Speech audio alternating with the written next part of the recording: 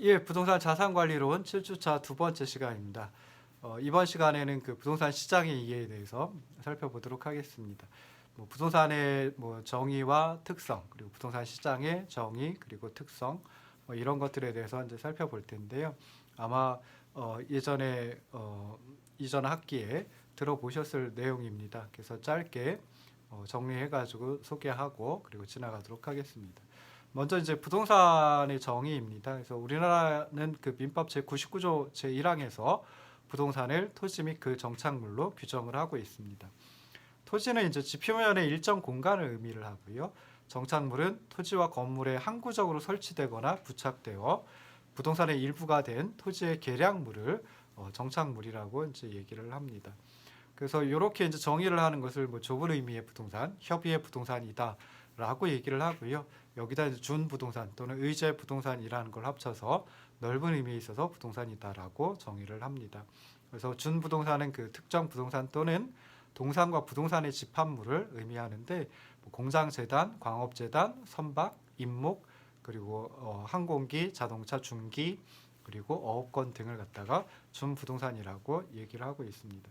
그럼 이제 우리가 부동산 시장을 좀 분석을 해보기 위해서 살펴보려고 하는 것은 이제 민법에 정의된 좁은 의미의 부동산이라고 생각해 볼 수도 있지만은 엄밀하게 얘기하면 이제 부동산 시장에서 거래의 대상물이 되는, 즉 상품으로서의 부동산에 대해서 이제 그 분석을 해보려고 하고 있거든요. 그래서 부동산이 위치하고 있는 사회 또는 그 사회의 어떤 문화에 따라 가지고 특별한 제도, 경제적 요인들이 작용하긴 하지만 일반적으로 상품으로서의 부동산은 인공적으로 만들어진 공간, 즉 man-made space, 사람들이 만들어낸 어떤 공간이다. 이렇게 이제 생각을 하시면 좋을 듯 싶습니다.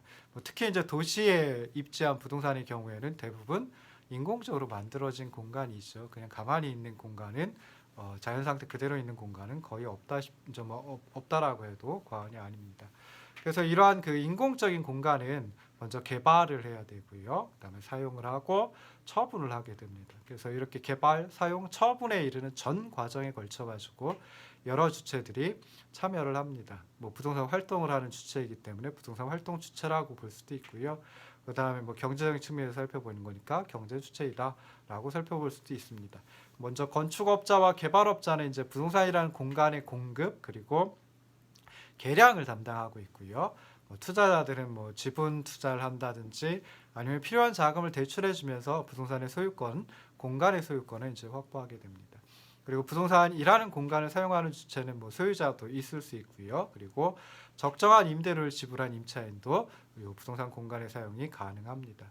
중앙정부와 지방정부는 부동산의 개발, 이용, 거래 이런 것들의 그 정부의 계획과 법령을 준수하는지 감독하고 또 제재를 가하기도 하죠. 즉 규제를 통해서 이제 부동산 시장에 개입을 한다라고 살펴볼 수 있습니다. 그래서 이러한 그 부동산 활동 주체들 또는 경제 주체들이 참여하는 그 부동산이라는 인공적 공간 어떻게 참여를 하고 있는지 그림으로 이제 표현을 해본 게 66쪽의 아래쪽에 있는 그림입니다. 그래서 부동산이라고 하는 인공적 공간에 참여하는, 즉 공급과 계량 그리고 소유, 사용, 처분에 이르는 전 과정에 여러 가지 경제 주체들이 또는 부동산 활동 주체들이 참여하고 있다라고 생각해 보시면 좋을 듯 싶습니다. 그런데 이렇게 부동산의 개발, 사용, 처분에 이르는 전 과정에 참여하는 다양한 주체들이 있는데 이런 다양한 주체들은 그 공간과 시간에 대한 선호가 서로 다릅니다. 즉 다시 이걸 조금 그 경제학적으로 표현하면 효용함수가 다르다 이렇게 이제 표현을 하기도 하는데요. 그래서 공간, 시간 효용이 서로 다르다. 그래서 어떤 주체는 그 공간적인 측면에서 더 강조를 할 수도 있고 또 어떤 주체는 시간적인, 특히 투자자들 같은 경우에는 이제 시간이라고 하는 측면을 좀 더 중요하게 생각을 할 수도 있겠죠. 그래서 이렇게 이제 서로 다르고 다양한 주체들이 자신의 선호에 따라 가지고 개별적으로, 그러니까 한 사람 또는 한 놈이 개별적으로 의사 결정을 하고요. 그런 의사 결정들이 이제 시장에 표출이 되고 그래서 부동산 시장에서 형성된 부동산의 가격 또는 부동산의 가치 결정에 중요한 영향을 미친다라고 생각해 볼 수 있습니다. 그럼 부동산은 상품이다라고 이제 규정을 하고 분석을 해 본다라고 하더라도 그래도 부동산 시장에서 거래되는 그 일반적인 재화 또는 일반적인 상품과는 분명한 차이가 있습니다. 그래서 그런 그 차이가 나는 여러 가지 고유한 특성을 가지고 있는데요. 고정성, 그리고 이질성, 공급의 한정성, 투자의 고정성, 뭐 이런 것들을 이제 대표적으로 내세울 수 있습니다. 그래서 먼저 고정성은 물리적으로 움직이지 않고 이동할 수 없는 특성을 의미하지요. 그래서 부동산이라는 이름이 이 부동성이라고 하는 특성에서 연유되었습니다. 그래서 뭐 비이동성이라고 표현을 하기도 하고 고정성이라고 표현을 하기도 합니다. 그래서 이동이 불가능하기 때문에 위치가 고정되어 있고요. 그다음 위치가 고정되어 있기 때문에 부동산 시장은 이제 대체적으로 거래되는 그 지역적인 범위로 한정이 될 수밖에 없습니다. 즉 다시 말해서 부동산 시장이 좀 국지적으로 한정이 된다라고 생각해 볼 수 있고, 그러다 보니까 지역 시장을 형성하도록 한다라고 생각해 볼 수 있습니다. 그래서 이러한 현상을 갖다가 시장 분할 또는 시장의 분화라고 얘기를 합니다. 비이동성은 부동성은 또 위치에 따라서 부동산의 가치를 차별화시키고요. 그 다음에 주변 환경에 민감하게 반응하는 그런 원인을 또 제공을 하기도 합니다. 그래서 뭐 이걸 갖다가 또 뭐 외부 효과라고 또는 뭐 외부성이다라고 이제 불러주기도 하고 그러는데, 그러니까 부동산은 이제 서로 이런 그 좋은 어떤 이로운 외부성이나 또는 거꾸로 이제 해로운 외부성을 서로 주고받기도 하고 그럽니다. 자, 두 번째 특성이 부동산의 특성 두 번째가 이질성입니다. 그래서 이질성은 물리적인 속성 그리고 위치, 접근성이 동일하지 않은 특성을 이질성 또는 개별성이다라고 말합니다. 그래서 이질성 때문에 부동산을 이용하거나 또는 매각을 하거나 할 때 계약을 하게 되는데요.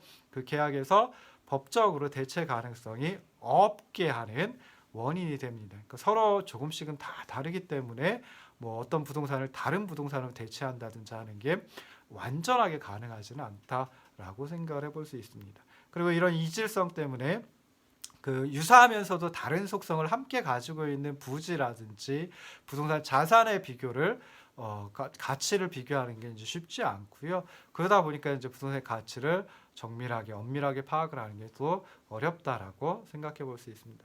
세 번째가 이제 공급의 한정성 또는 부증성이라고 하는 특성을 부동산은 가지고 있습니다. 그래서 물리적인 양을 늘릴 수 없다라고 하는 게 이제 공급의 한정성입니다. 그래서 공급의 한정성 때문에 단기적으로는 수요가 있다, 부동산에 대한 또는 부동산 공간에 대한 수요가 있다라고 해서 부동산 시장이 즉각적으로 대응해서 공급량을 늘릴 수 있느냐? 그렇지 못하다. 그러다 보니까 공급 곡선이 수직선의 형태에 가까워지고 공급이 매우 비탄력적이다. 가격에 대해서 매우 비탄력적이다라고 하는 특성을 또 가져오게 합니다. 그렇긴 하지만 조금 시간이 오래된다라고 하면, 그러니까 오랜 기간을 분석 대상 기간으로 삼는다라고 하면 그때는 뭐 택지를 개발한다든지 용도를 이 용도에서 다른 용도로 뭐 주거용에서 상업용이라든지 아니면 뭐 농업용에서 주거용이라든지 이런 식으로 이제 변경을 할 수가 있고요. 그 다음에 또 넓은 토지 같으면은 분할을 할 수가 있죠. 그래서 이런 것들을 통해서 특정 용도의 토지 공급은 확대가 가능합니다. 그래서 장기적으로 보면 공급이 가격에 따라 좀 신축성을 탄력성을 가지고 있다라고도 생각해 볼 수 있습니다. 그래서 결론적으로 보면 단기적으로 부동산의 공급은 완전 비탄력적이다라고 주로 가정을 하죠. 그렇긴 하지만 장기적으로는 수요에 대응해서 부동산의 공급이 어느 정도는 좀 탄력적으로 이루어진다. 뭐 이렇게 이제 또 생각을 해볼 수 있습니다. 마지막 네 번째가 이제 투자의 고정성입니다. 그래서 투자의 고정성은 이제 부동산은 부지 및 부동산 개발 사업에 투입된 비용을 회수하는 데까지 상당한 시간이 걸립니다. 그래서 이러한 특성을 투자의 고정성 또는 내부적 투자성 뭐 이렇게 이제 불러주고 있습니다. 그래서 일반적으로 토지는 영속성을 가지고 있죠. 그래서 감가상각의 대상이 되질 않습니다. 감가상각이 이루어지질 않습니다. 그리고 뭐 건물이라든지 상하수도 시설, 쓰레기 처리 시설, 전기 및 가스 설비 이런 것들은 이제 경제적으로 소멸이 되죠. 경제적 가치가 0이 될 수는 있는데요.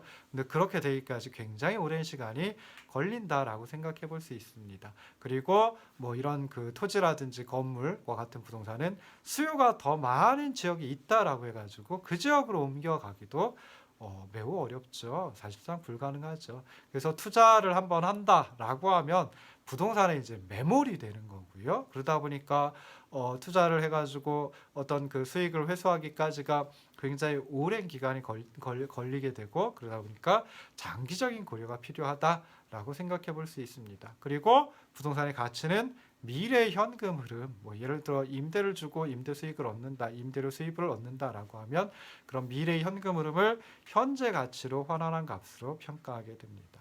그리고 이 투자의 고정성 때문에 부동산의 가치는 미래 현금 흐름에 영향을 미치는 여러 가지 개발 계획이라든지 아니면 조세 정책과 같은 정부의 정책에 굉장히 큰 영향을 받는다라고 생각을 하시면 좋을 듯 싶습니다. 자, 이제 부동산 시장에 대해서 한번 살펴보도록 할 텐데요. 먼저 이제 경제학에서 시장은 상품으로서의 재화 그리고 서비스의 거래가 이루어지는 추상적인 영역을 의미합니다. 그래서 구체적인 장소의 의미도 가지고 있긴 하지만 꼭 사람들이 모여서, 그러니까 수요자와 공급자, 수요 측면에 있는 사람 그리고 공급 측면에 있는 사람들이 모일 필요는 없습니다. 그래서 추상적인 영역을 의미한다라고 생각하시면 되는데요. 경제학에서 시장은 일반적으로 완전 경쟁 시장을 가정을 합니다. 그래서 수요와 공급에 의해서 가격이 결정이 되고, 그렇게 결정된 가격은 희소한 자원을 적재적소에 효율적으로 배분한다라고 생각해 볼 수 있습니다. 그래서 완전 경쟁 시장을 갖다가 효율적 시장이다라고 얘기를 하고요. 뭐 정확히 표현하면은 자원 배분의 효율성이 달성되는 시장이다라고 얘기합니다. 근데 거꾸로 효율적 시장이면 완전 경쟁적인 시장이냐? 뭐 그것만은 아닙니다. 그래서 완전 경쟁 시장이 아니더라도 효율적인 시장이 나타날 수도 있습니다. 그래서 부동산 시장은 뭐 좀 전에 봤던 시장의 의미에다 그대로 넣으면은 거래되는 재화 또는 서비스를 부동산으로 한정지은 그런 시장이다. 그래서 상품으로서의 부동산의 거래가 이루어지는 추상적인 영역이 부동산 시장이다. 이렇게 생각해 볼 수 있습니다. 그래서 뭐 부동산을 사고 팔고 교환하고 개발하고 사용하고 처분하는 모든 활동에 참여하는 경제주체들 간의 활동 그리고 상호작용을 나타내 주는 게 부동산 시장이다 라고 생각하시면 좋을 듯 싶습니다.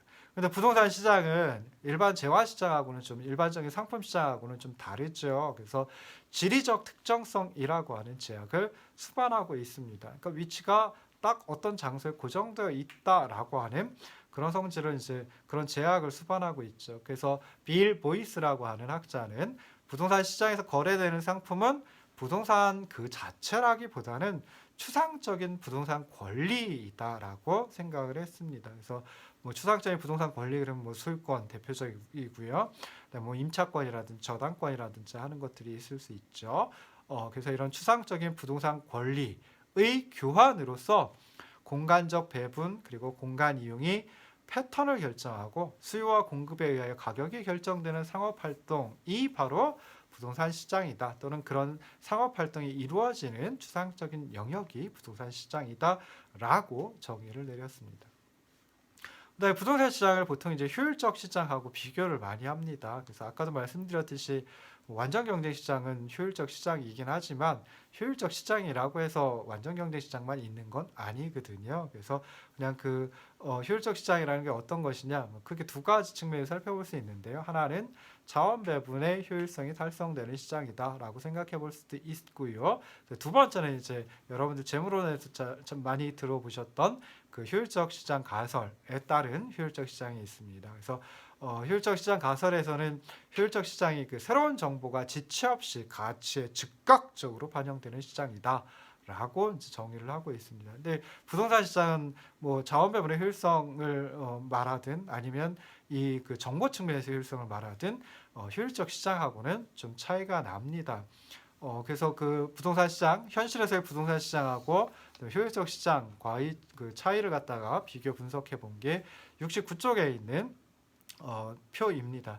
뭐 여러 가지 측면에서 굉장히 뭐 많이 다른데요. 그럼에도 불구하고 우리나라에서 이제 부동산 증권화가 계속 그 진전이 되고 있습니다. 그리고 부동산 물건과 거래 정보에 대한 그 정보라든지 거래 정보 축적해놓고 그다음에 접근하기가 이제 굉장히 쉬워졌거든요. 그래서 그러다 보니까 정보 측면에서의 효율성은 굉장히 커지고 있다, 점차 커지고 있다, 뭐 이런 식으로 생각을 할 수 있습니다. 69쪽에 이제 효율적 시장하고 부동산 시장하고 구분을 했는데요. 뭐 교재에서는 그 효율적 시장 대신에 완전 경쟁 시장이라고 넣었습니다. 약간은 좀 차이가 나는 듯 싶어서 저는 효율적 시장이라고 이제 표현을 해봤습니다. 그래서 크게 8가지 측면에서 차이가 납니다. 그래서 상품의 동질성 측면에서 효율적 시장은 동질적이고 그러다 보니까 대체가 완벽하게 가능하다라고 생각해 볼 수 있습니다. 부동산 시장은 물리적으로 동일한 부동산이 없지요. 그러다 보니까 대체가 어렵다라고 생각하시면 좋을 듯 싶습니다.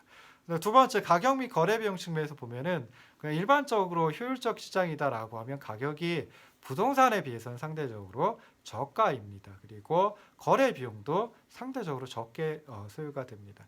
부동산 시장은 거꾸로 일반적인 재화 시장에 비해서 상대적으로 거액의 자금이 필요하고요. 그러니까 그 고가성을 가지고 있죠. 그리고 거래 비용이 상대적으로 굉장히 크다라고 생각해 볼 수 있습니다.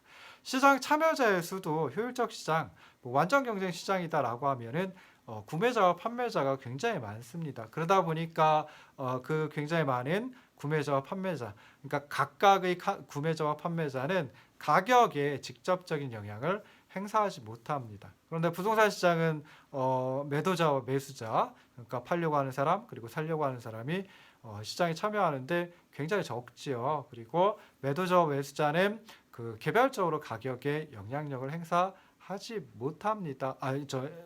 그 개별적으로 영향력을 미칠 수 있습니다. 그러니까 시장 지배력이라고 하는 걸 가지고 있습니다. 자, 그다음에 이제 규제의 성격도 좀 차이가 납니다. 그래서 효율적 시장 같으면은 이제 자기 규제적으로 작동을 하는데요. 그러니까 스스로 조절하면서 작동을 합니다. 그리고 이제 자유롭고 공개적인 경쟁을 제한하지 않는 그런 성격을 가지고 있는 데 비해서 부동산 시장은 스스로 조절을 하기가 어렵고요. 그냥 가만히 스스로 조절해 봐라. 자기 규제적으로 좀만 행동을 해봐라, 활동을 해봐라라고 해도 실제로 이제 스스로 조절하는 게 쉽지 않습니다. 그러다 보니까 여러 가지 공적인 규제 그리고 사적인 규제를 많이 받게 된다라고 생각해 볼 수 있습니다. 자, 균형의 성격도 이제 좀 차이가 납니다. 그래서 효율적 시장 같으면은 수요와 공급의 균형에서 크게 벗어나지 않습니다. 그리고 균형에서 벗어났다 하더라도 경쟁이라고 하는 걸 통해 가지고 신속하게 그리고 궁극적으로 균형 상태에 도달합니다. 부동산 시장은 수요와 공급이 서로 인과관계로 작용을 하는 경우가 많이 있습니다. 그러니까 수요가 증가하면 그거에 따라서 공급이 증가하는 경우, 그리고 또 공급이 증가하면 또 거꾸로 또 수요가 증가하는 뭐 이런 식의 관계가 작용을 하고 그 결과로 이제 가격이라는 게 나타나게 되거든요. 그러다 보니까 수요와 공급이 수요와 공급이 시장 활동이 증가하는 시기나 또는 아무런 시장 활동이 없는 경우에도 그런 시기에도 수요와 공급이 급격하게 변동을 하는 이런 경우도 나타날 수 있다. 그러니까 균형에서 벗어날 수 있다라고 생각해 볼 수 있습니다. 그리고 균형에서 벗어나서 굉장히 오랜 기간 다시 균형 상태로 돌아오지 않는 이런 것도 이제 가능하다라고 생각하시면 좋을 듯 싶습니다. 여섯 번째, 이제 상품에 대한 정보와 그리고 거래의 용이성 측면에서 보면은 효율적 시장은 시장 참여자 모두가 그 참여하고 있는 시장의 상품에 대해서 충분한 정보를 가지고 있고 그러다 보니까 거래가 이제 굉장히 쉬워지죠. 근데 부동산 시장 같으면은 시장 참여자 중에 일부는 상품에 대한 충분한 정보를 가지고 있을 수 있는데요. 또 일부는 상품에 대해서 충분한 정보를 갖고 있지 못한 경우도 있습니다. 그러다 보니까 충분한 정보가 없는 경우에는 좀 거래를 하는 게 쉽지 않죠. 거래를 하기가 좀 내키질 않는 경우도 있을 수 있습니다. 그래서 거래가 거래가 이루어지는 게 쉽지 않다라고 생각해 볼 수 있습니다. 일곱 번째, 이제 공개 시장의 존재 여부 그리고 자원의 이동이라고 하는 측면에서 보면요. 효율적 시장은 대부분 이제 조직화된 시장 기구, 즉 다시 말해서 공개 시장이라고 하는 게 존재를 합니다. 그리고 시장이 전역적입니다. 예를 들어 주식이라든지 채권이라든지 하는 것들은 이제 대부분 그 KRX라고 하는 한국거래소라는 공개 시장, 조직화된 시장 기구에서 이제 거래가 이루어집니다. 그래서 매도자는 수요에 따라서 또 시장 진입 그리고 탈퇴 이런 것들을 이제 쉽게 할 수가 있는데요. 부동산 시장은 조직화된 시장 기구가 존재하지 않습니다. 그리고 시장이 지역적으로 좀 국한될 수밖에 없습니다. 그래서 그러다 보니까 수요가 뭐 이 지역에서 다른 지역으로 이동한다. 뭐 이것도 말이 안 되죠. 그래서 그런 차이가 있고요. 마지막으로 이제 상품의 성격을 보면은 효율적 시장은 상품이 신속하게 공급되고 또 신속하게 소비가 됩니다. 그래서 상품이 이제 이 지역에서 뭐 다른 지역이라든지 이렇게 이제 쉽게 이동을 할 수가 있는데 비해서요. 부동산 시장은 투자의 대상이 되는 경우가 많죠. 그러다 보니까 좀 시장성이 적고요. 그리고 유동성이, 그러니까 이곳에서 다른 곳으로 움직이는 그런 유동성이 떨어진다. 그리고 뭐 유동성은 또 그 현금화시키는 속도도 유동성이라고 표현을 하지요. 그래서 그런 유동성이 떨어진다라고 생각해 볼 수 있습니다. 자, 그럼 이런 부동산 시장의 특성, 뭐 다른 그 재화 시장하고는 좀 여러 가지 다른 특성, 독특한 특성들을 가지고 있는데요. 시장의 분화, 그리고 높은 거래 비용, 공실의 존재, 시장 지배력, 가격 및 수량 조정의 어려움, 이런 특성을 가지고 있습니다. 먼저 시장의 분화는 아까 부동산의 특성을 하면서도 잠깐 살펴봤는데요. 그 부동산 시장의 본질적인 특성 중에 하나가 시장의 분화 또는 시장 분할이라고 하는 특성입니다. 그래서 부동산 시장은 부동산이라고 하는 재화가 상품이 가지고 있는 부동성이라는 특성 때문에 공간적인 작용 범위가 일정 지역에 한정되는 국지성을 갖고 있습니다.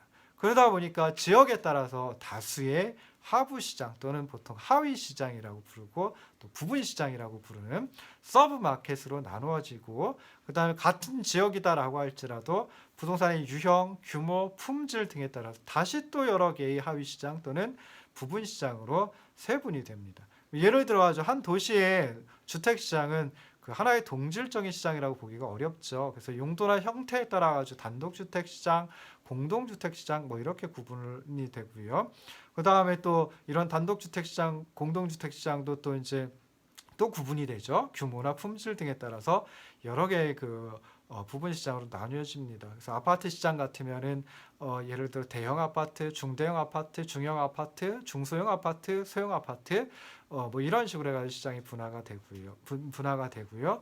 또 그 다음에 뭐 브랜드가 있는 아파트냐, 브랜드가 없는 아파트냐, 뭐 이런 걸로 또 구분을 하기도 합니다. 그래서 이렇게 이렇게 이제 부동산 시장이 여러 개의 부분 시장, 하위 시장으로 나뉘어지는 현상을 시장 분할 또는 시장의 분화라고 합니다. 이런 그 부동산 시장의 그 분화라고 한 현상 때문에 경우에 따라서는 부분 시장, 하위 시장별로 시장의 불균형을 초래하는, 즉 다시 말해서 수요 공급의 미스매치가 이루어지는 경우도 나타날 수 있다라고 생각하시면 좋을 듯 싶습니다. 자, 부동산 시장의 두 번째 특성, 거래 비용이 크다라고 하는 겁니다. 높은 거래 비용이 두 번째 특성입니다. 그래서 일반적인 재화 시장에서의 거래 비용보다 훨씬 더 크다라고 생각을 하시면 좋을 듯 싶습니다. 그래서 뭐 우리가 그냥 뭐 예를 들어 가지고 그냥 제가 뭐가 좀 먹고 싶어 가지고 동네 슈퍼 또는 뭐 편의점에 가서 그 과자를 구입한다라고 하면 일단 편의점에 가고 와야지요. 거기에 들어가는 뭐 시간이라든지 노력이라든지 이런 것들도 일종의 거래 비용에 포함이 되겠죠. 그리고 이제 뭐 또 뭐가 있을까요? 뭐 그게 전부일 것 같으네요. 그래서 그렇게 보면은 뭐 과자를 하나 구입한다라고 했을 때 그때 거래 비용은 뭐 크지 않다라고 생각해 볼 수 있습니다. 근데 부동산 거래를 한다라고 하면 일단 거래에 수반되는 게 세금이 있고요. 그다음에 중개 수수료가 있고요. 그다음에 여기저기 탐색을 해야 되는데 소요되는 비용이 있고, 또 이주하는 데 들어가는 비용이 있을 수 있습니다. 이 가운데 이제 가장 큰 비중을 차지하고 있는 항목 두 가지만 찾아보세요라고 하면 세금과 중개 수수료죠. 우리나라 같으면 이제 취득세라고 하는 세금이 있고요. 그다음에 중개 수수료도 이제 그 요율에 따라 규모에 따라 가지고 거래 금액에 따라 가지고 이제 요율이 또 달리 적용이 되고 있습니다. 그래서 이제 굉장히 좀 오래된 그런 자료이긴 한데요. 2008년에 살펴봤을 때 2008년에 나온 논문에서 보면은 그 주택의 매입과 매각에 따르는 거래 비용, 크게 세금, 중개수수료, 그다음에 법무수수료 이 세 가지만 가지고 측정을 해보니까 미국은 주택 가격의 10% 정도가 거래 비용으로 소요가 되었고, 일본은 5 내지 10%, 우리나라 좀 많습니다. 그래서 11% 내지 16% 정도의 거래 비용이 수반이 된다라고 하는 걸 연구 결과로 나와 있습니다. 그래서 이처럼 부동산 시장에서는 거래 비용이 높기 때문에, 거래 비용이 많기 때문에 부동산 수요가 변동한다라고 하더라도 수요자들이 즉각적으로 부동산 소비를 부동산 매입을 조정하지는 못한다라고 생각해 볼 수 있습니다. 뭐 예를 들어 가지고 현재 살고 있는 주택에서 계속 살려고 하는데 뭐 가족들이 좀 늘어났어요. 그러다 보니까 좀 좁기도 하고 해서 만족감이 떨어지겠죠. 효용이 줄어들게 됩니다. 그럼 다른 주택으로 이제 이사를 해야 되는데 또 다른 주택으로 이사를 하려면 거래 비용이 수반이 되죠. 소요가 됩니다. 그래서 그 둘을 비교를 해보죠. 계속 이 그 주택에 지금 살고 있는 주택에 살면 그럼 그때 이득은 뭐냐면 거래 비용이 안 들어가도 됩니다. 이사를 하지 않아도 되니까 이전을 하지 않아도 되니까 거래 비용이 들어가지 않는 게 이득인데 근데 손실은 그만큼 이제 뭐 복잡해지고 해서 비좁아지고 그래서 효용이 떨어지는 거, 만족감이 상실되는 거. 요게 이제 손실이다라고 생각해 볼 수 있죠. 그래서 거래 비용이 안 들어간다라는 이득이 요 효용 감소되는 크기보다 즉 손실보다 더 크면 이전을 하지 않겠죠. 이렇게 하면 이제 좀 어려운데요. 거꾸로 생각을 해보면 뭐 예를 들어 이사를 간다라고 하면 그때 이득은 이사를 좀 더 넓은 평수로 간다라고 하면 넓은 평형대로 간다라고 하면 만족감이 증가를 하겠죠. 그래서 그게 이득입니다. 근데 손실은 이전을 해야 되니까 이사를 해야 되니까 거래 비용이 들어가죠. 그래서 효용이 증가하는 크기 이득이 거래 비용 손실보다 더 크다라고 하면 이전을 하고요. 거꾸로 정말 이사를 해가지고 정말 효용이 커지는 거 이득보다 오히려 거래 비용이 더 크다라고 하면 그때는 주거 이전을 하지 않는 게 바람직한 합리적인 그런 선택이다라고 생각해 볼 수 있습니다. 자, 세 번째로는 이제 세 번째 부동산 시장의 특성은 공실이 존재한다라고 하는 겁니다. 특히나 균형 상태에서도 공실이 존재한다라고 하는 겁니다. 그래서 균형은 뭐 그 경제학의 수요 공급 이론에서는 수요 곡선 그리고 공급 곡선이 만나는 점, 교차하는 점, 균형점 뭐 이렇게 이제 설명을 하기도 합니다. 그래서 수요 곡선과 그러니까 수요량과 공급량을 일치시켜주는 가격을 균형 가격이라고 하고 그 균형 가격에서 수요되고 공급되는 양, 즉 거래량을 균형 거래량이라고 해서 균형 가격과 균형 거래량을 한꺼번에 균형 상태이다라고 얘기를 하기도 합니다. 근데 원래 균형의 정의는 어떤 한 상태에 도달했는데 다른 교란 요인이 없는 한 그 상태 그대로 유지하려고 하는 상태를 균형 상태라고 얘기를 하거든요. 그래서 이게 이제 애초의 정의니까 이런 정의를 가지고 생각을 하시면 훨씬 더 쉽게 생각을 할 수 있습니다. 그래서 공실은 이제 부동산 시장에서는 균형 상태이다. 그러니까 더 이상 다른 상태로 움직이려고 하지 않는 그냥 그대로 머물러 있는 상태라고 하더라도 그 상태에서 공실, 즉 다시 말해서 임대를 해주려고 하는데 임대를 내놓았는데 그런데 임대가 이루어지지 않는 임차인이 들어오지 않는 그런 경우도 이제 나타날 수 있다라는 거죠. 그래서 공실은 이제 크게 두 가지 기능을 수행을 하거든요. 첫 번째로는 완충 장치 역할을 합니다. 그래서 공간에 대한 수요가 증가했을 때 큰 비용 없이 그 수요 증가를 수용할 수 있는 완충 장치 역할을 첫 번째로 합니다. 그래서 신규로 부동산을 공급한다, 건물을 공급한다, 주택을 공급한다라고 하면 이제 많은 비용도 들어가고 시간도 많이 소요가 됩니다. 그러다 보니까 이제 부동산 공간에 대한 수요가 증가해도 바로 이제 신규 공급을 증가시키기는 어렵죠. 그래서 부동산 임대업자 입장에서는 수요 증가에 대비해서 수요가 증가하면 그만큼 임대료가 상승을 하고 임대료 수입이 더 커지고 임대 수익이 증가를 하게 되니까 이득이 증가하니까 좀 어느 정도는 여유 공간을 보유하고 있는 게 바람직하다라고 생각해 볼 수 있습니다. 두 번째 공실의 어떤 그 기능은 수요와 공급을 원활하게 연결되도록 해주는, 그러니까 매칭시켜주는 그런 기능이 있습니다. 그래서 공간의 수요자들, 공간을 필요로 하는 사람들은 이제 공간을 탐색을 해야 되겠죠. 뭐 사무실이라든지 주택이라든지 이런 걸 이제 막 필요하면 탐색을 해야 되는데 그 탐색을 한다라는 게 또 쉽지 않습니다. 그래서 업무를 보고 있는 사무실에 들어가서 탐색을 한다든지 아니면 누가 살고 있는 주택에 들어가서 탐색을 한다든지 하면은 조금 이상하죠. 좀 잘 안 되죠. 그래서 그런 경우가 있을 수 있는데 근데 공실이 있다라고 하면 여유가 있는 거죠. 거긴 들어가서 탐색을 하는 게 굉장히 쉽습니다. 그러다 보니까 수요와 공급을 원활하게 연결하도록 해주는 기능을 또 수행한다 라고 생각해 볼 수 있습니다. 그래서 부동산 물건은 아까도 말씀드렸듯이 부동산이라는 상품은 조금씩 다 다르고요. 차별화되어 있습니다. 그리고 수요자들의 선호도, 그러니까 공간을 필요로 하는 사람들의 선호도 굉장히 다양하죠. 그래서 수요자가 찾는 물건, 그리고 공급자가 공급하려고 하는 물건이 서로 일치하기가 쉽지 않습니다. 서로 일치해야지 거래가 이루어질 텐데요. 그렇게 되기가 어렵습니다. 그래서 이렇게 부동산 공간을 구하기 위해 탐색이 가능하기 위해서는 어느 정도의 공실이 그래도 존재하는 게 바람직하다라고도 생각해 볼 수 있습니다.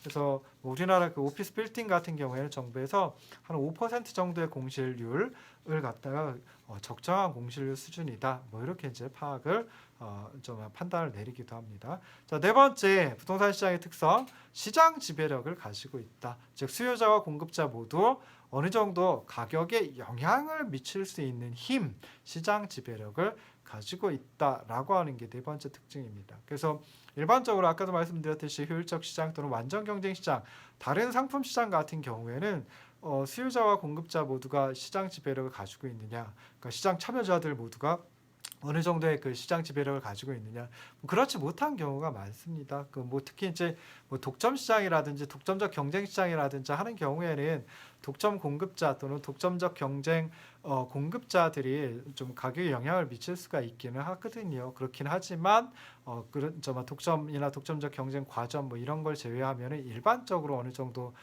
일반적인 시장 상품 시장에서는 시장 지배력이 미미합니다. 그런데 부동산 시장은 매도자, 매입자, 수요자와 공급자 모두 다 어느 정도의 시장 지배력을 가지고 있다. 그러다 보니까 거래의 가격은 거래했을 때 거래가 이루어졌을 때 가격은 쌍방의 협상에 의해서 결정이 되고요. 그다음에 협상의 결과로 가격이 높을 수도 있고 낮을 수도 있고 그러는데 그것은 쌍방의 협상 능력이 어느 정도이냐, 그리고 시장 상황이 어떤지 뭐 이런 것들의 영향을 받습니다. 그래서 세 번째 특성인 공실의 존재, 그리고 네 번째 특성인 시장 지배력의 존재, 이런 것들 때문에 부동산 시장은, 현실의 부동산 시장은 완전 경쟁적인 시장이 되기는 상당히 어렵다라고 생각해 볼 수 있습니다. 그래서 완전 경쟁 시장은 뭐 여러 가지 조건이 있는데요. 첫 번째, 재화가 그 시장에서 거래가 이루어지는 재화가 또는 상품이 동질적이어야 되고, 그다음에 각각의 수요자와 공급자가 가격 수능자, 영어로 프라이스 테이커, 가격이 주어지면 시장에서 가격이 결정돼서 형성되면 그냥 그 가격을 주어진 걸로 받아들이는 가격 수능자 역할을 하고, 그리고 균형에서 초과 수요나 초과 공급이 존재하지 않습니다. 그러니까 수요량과 공급량이 정확히 일치하는 상태가 균형 상태입니다. 그게 바로 이제 완전 경쟁 시장의 어떤 요건, 특징이라고 생각해 볼 수 있습니다. 부동산 시장은 일단 거래가 되는 부동산이라는 상품이 이질적이고, 그 다음에 각각의 수요자와 공급자가, 그러니까 매수자와 매도자가 어느 정도의 시장 지배력을 갖고 있으며, 그리고 마지막으로 균형에서 공실, 즉 초과 공급이 존재를 합니다. 그러다 보니까 공실과 시장 지배력이라는 이것 때문에, 부동산 시장의 특성 때문에 부동산 시장은 완전 경쟁 시장이 아닌 경우가 많다, 대부분이다, 거의 전부이다 라고 생각을 하시면 좋을 듯 싶습니다. 마지막 다섯 번째 특징이 가격 및 수량 조정의 어려움입니다. 그러니까 완전 경쟁 시장이라든지 효율적 시장 같으면 가격이라고 하는 게 특히 이제 균형 가격이라고 하는 게 균형 상태에 도달하면 가격이 이제 결정이 되는 거거든요. 즉 다시 말해서 어떤 하나의 균형 상태에서 다른 균형 상태로 가버리면 가격이 조정이 되는 거고, 이게 그렇게 뭐 굉장히 오랜 기간이 걸린다든지 하지는 않습니다. 뭐 즉각적으로 가격 조정이 이루어지냐면 그건 또 아니겠지만은 그래도 굉장히 짧은 시간 내에 요 가격 조정이 이루어지고요. 그다음 수량도 뭐 예를 들어 수요가 증가한다라고 하면 공급량이, 그러니까 새로 만들어내는 양이 또 따라서 쉽게 증가를 하기도 합니다. 그런데 부동산 시장은 가격 및 수량 조정이 좀 어렵다라고 생각해 볼 수 있습니다. 그래서 수량 측면에서 보면 신규 공급, 부동산이라고 하는 또는 부동산 공간이라고 하는 그놈을 신규로 공급한다라고 했을 때 그 규모는 기존에 있는 부동산 재고, 부동산 스탁에 비해서 굉장히 적습니다. 우리나라 같으면은 한 해에 그 기존 부동산 재고에 비해서 신규 공급 비율이 한 2 내지 3% 정도 된다라고 보통 추산을 하고 있거든요. 그래서 이렇게 신규 공급 규모가 굉장히 적기 때문에 부동산 재고는 굉장히 느린 속도로 증가를 하게 되고요. 그러다 보니까 특정한 시점, 어떤 한 시점에서 부동산의 공간 서비스는 주로 기존 건물의 재고에서 창출되는 경우가 대부분이다라고 생각해 볼 수 있습니다. 그러니까 수량 조정이 쉽지 않다라고 생각을 해볼 수 있습니다. 특히나 이제 고층 오피스 빌딩, 업무용 빌딩 같은 경우에는 신규 공급에 굉장히 많은 시간, 그러니까 공사 기간이 굉장히 길죠. 그리고 그러다 보니까 신규 공급 증가 속도가 매우 더디다라고 생각해 볼 수 있습니다. 자, 가격 조정이 어렵다라고 하는 건 한 세 가지 정도 이유를 가지고 살펴볼 수 있습니다. 첫 번째로는 이제 가격 조정은 적정한 공실률을 유지하는 범위 내에서 이루어지기 때문에 가격 조정이 어렵다라고 생각할 수 있습니다. 그래서 뭐 예를 들어 아주 공간에 대한 수요가 증가한다. 그러면 이제 수요가 증가하면 수요 공급 이론에서 수요가 증가하면 수요 곡선이 오른쪽으로 이동을 하고 그러다 보면은 가격 변수 여기서 이제 임대료가 될 텐데요. 임대료가 이제 그 상승이 됩니다. 임대료가 상승합니다. 그러면 이제 임대업자 입장에서 임대료를 좀 충분히 상승시킬 수 있겠죠. 인상시킬 수 있겠죠. 그래서 수요가 증가된 거 전부 다 대응해서 그 수요 증가를 갖다가 수용할 수 있습니다. 근데 그러다 보면은 사실 임대료가 어느 정도가 그 충분한 임대료인지 이거 좀 잘 생각하기 어렵거든요. 그러다 보면 임대료를 적정한 수준보다 새로운 그 균형 임대료보다 더 높은 수준까지 이제 올릴 수도 있고요. 그러다 보면은 임대료가 높으니까 수요자들이 들어오지 않는, 그래서 공실이 또 높아질 수도 있습니다. 그래서 임대료를 한꺼번에 충분히 인상시키느냐 그런 건 아니다. 그래서 좀 쉽게 임대료라는 가격 변수가 조정이 이루어지느냐 그런 건 아니다라고 생각해 볼 수 있습니다. 수요가 위축이 되는 경우, 그러니까 수요가 감소하는 경우죠. 이 경우에는 임대료가 낮아지겠죠. 균형 임대료가 낮아지게 될 텐데요. 임대료를 갖다가 어느 정도나 낮추는 게 그게 적정한 수준인지 잘 모를 수도 있습니다. 그래서 충분히 인하한다라고 하면 그때는 그 공실이 줄어들게 됩니다. 그래서 뭐 이렇게 하는 것도 이제 좀 바람직하지는 않으니까, 그래서 임대료를 충분히 인하하지 않고 어느 정도의 공실률, 적정한 공실률 수준을 유지하려고 합니다. 그러다 보니까 임대료라고 하는 부동산 시장 가격 변수는 공실률에 의해서 영향을 받게 되고요. 그래서 이렇게 좀 그 즉각적으로 또는 뭐 충분한 정도로 신속하게 움직이지 못한다라고 생각해 볼 수 있습니다. 두 번째로는 수익용 부동산 시장 같으면요. 그때는 이제 가격 조정이 서서히 이루어지는 또 다른 이유가 장기 임대차 계약입니다. 그러니까 정말 임대차 계약을 장기로 주로 많이 하죠. 그래서 주택 같은 경우에는 2년 이상 하도록 하고 있고요. 상가 같은 경우에는 5년 이상 하도록 하고 있습니다. 그러니까 한번 임대료가 정해졌다. 임대료 계약을 통해 가지고 임대료가 결정이 됐다라고 하면 2년 또는 5년 동안은 조정이 되지 않고 그냥 그대로 쭉 유지할 수밖에 없습니다. 그래서 이런 장기 임대차 계약 때문에 가격 조정이 좀 쉽지 않다라고 생각해 볼 수 있습니다. 그리고 이제 세 번째로 자가주택 시장, 그러니까 소유하고 거주하는 주택, 이 거래되는 시장 같으면은 주택 가격이 하락하면 그러면은 소유자들 입장에서는 자신이 가지고 있는 자산 중에 가장 비중이 큰 자산이 이제 대부분 주택이 될 텐데요. 근데 그 주택의 가격이 하락하면 자신의 어떤 그 소유한 자산 또는 재산이 줄어들게 된다라고 여기게 되고요. 그러다 보면은 그런 그 부동산 가격 하락을 갖다가 수용하지 않고 그냥 그대로 기다리고 있는 그런 경우도 있을 수 있습니다. 그러니까 지금 살고 있는 주택을, 지금 내 소유에 살고 있는 주택을 매각을 하고 그 다음에 새로운 주택을 매입을 하려고 한다라고 그러려고 하고 있는데요. 근데 이게 내가 살고 있는 그 주택의 가격이 떨어진다라고 하면은 그러면 그것만 떨어진다라고 하면 그럼 팔려고 하질 않겠죠. 정말 시장에 내놓으려고 하질 않겠죠. 그래서 가격 하락을 수용하지 않기 때문에 이 자가주택 시장에서는 자산 가격, 부동산 가격이 하방 경직적인 아래쪽으로 내려가지 않는, 그러니까 가격이 떨어지지 않는 그런 경향이 나타나기 쉽고요. 그러다 보면 가격이 하락되는 것보다 오히려 거래량이 확 줄어버리는, 감소하는 그런 현상이 많이 나타난다라고 생각해 볼 수 있습니다. 그래서 오늘은 부동산 펀드와 그리고 부동산 시장의 이해에 대해서 살펴봤습니다. 오랜 시간 들어주셔서 감사합니다. 고생하셨습니다.